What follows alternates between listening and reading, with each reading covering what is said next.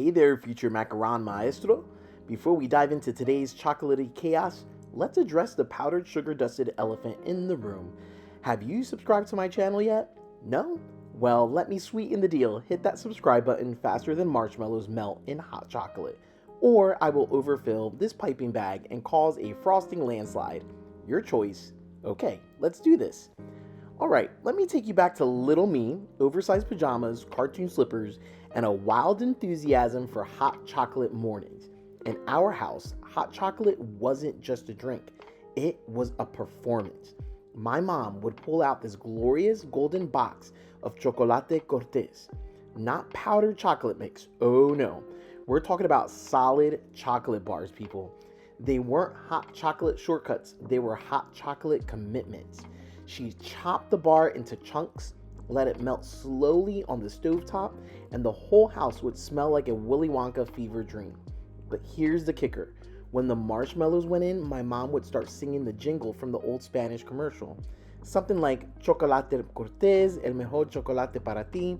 And yes, I join in off key with the same level of passion people reserve for karaoke finales. This bar was the gold standard, and if you grew up with powdered hot chocolate, I'm sorry, are you okay? Do you need a hug? Because it was delicious to have this bar of chocolate. Now, let's hit the pause on nostalgia for a second and talk history. Hot chocolate itself has been around since the ancient Mayans, who drank it bitter and spicy. Like the original mood booster, fast forward to colonial America, and bam, sugar enters the scene, and chocolate gets sweet. But where did marshmallows come in?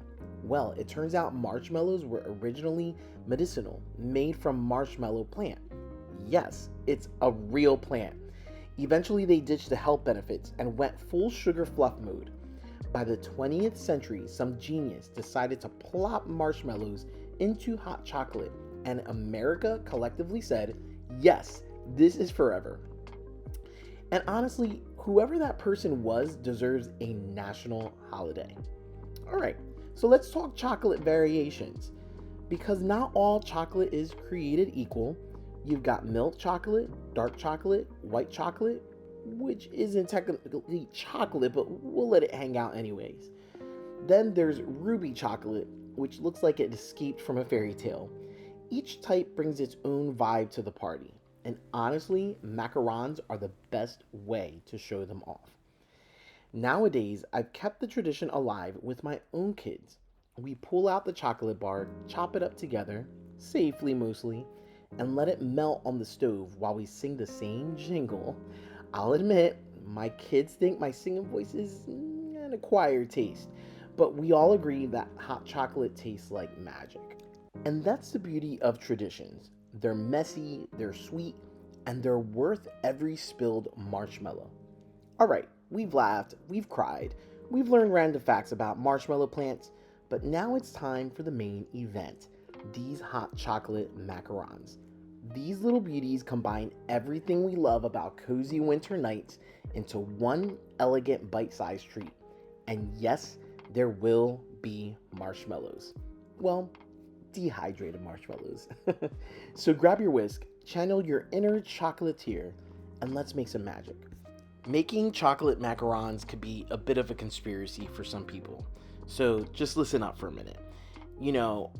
If you're a snack enthusiast, let me tell you about the dark underbelly of the macaron world, specifically the chocolate macaron.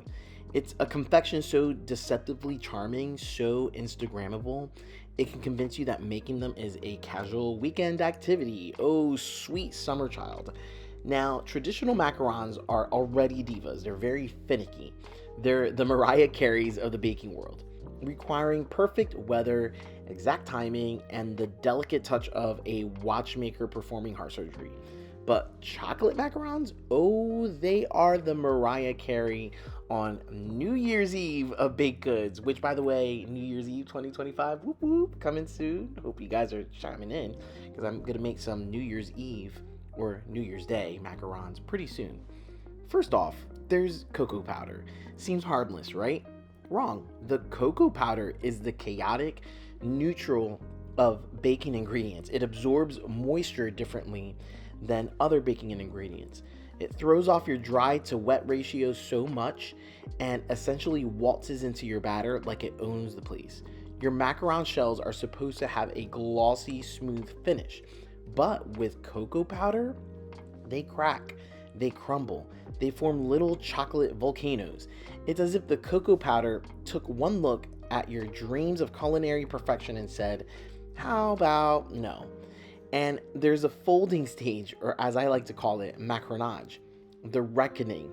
The regular macarons already demand a folding technique so specific it might as well be taught in a martial arts dojo. Chocolate macaron batter, however, is a petulant toddler with a sugar crash. Fold it too little, and your shells look like someone dropped spoonfuls of brownie batter onto the baking tray. Fold it too much, and congratulations, you made chocolate pancakes. And let's not even talk about baking them. Traditional macarons demand precise oven temperatures, like laser level precision, but chocolate macarons, oh, they prefer chaos. 1 degree too hot, burnt. 1 degree too cold, gooey. A draft from your cat walking by the oven door, disaster. But the piece of resistance, the ultimate betrayal, is that even if you get everything right, perfect batter, precise folding, immaculate oven control, the chocolate ganache filling will still find a way to remind you that chocolate is in charge here. Too runny and it oozes out like lava.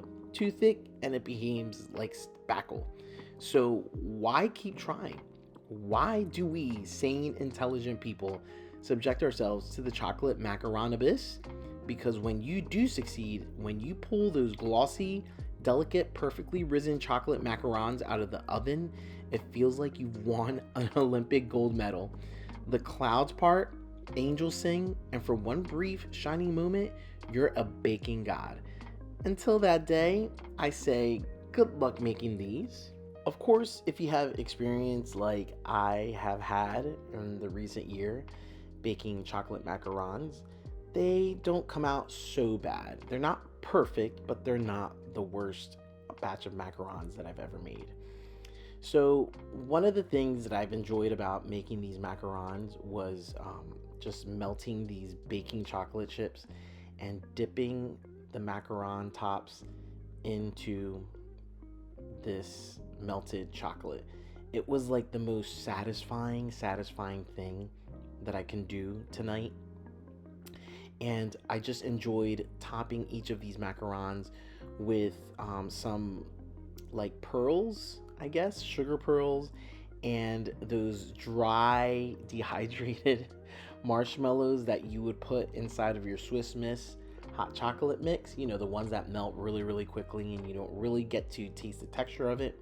Kind of reminds me of like the Lucky Charms marshmallows or the Count Chocula marshmallows that you would get in the cereal box.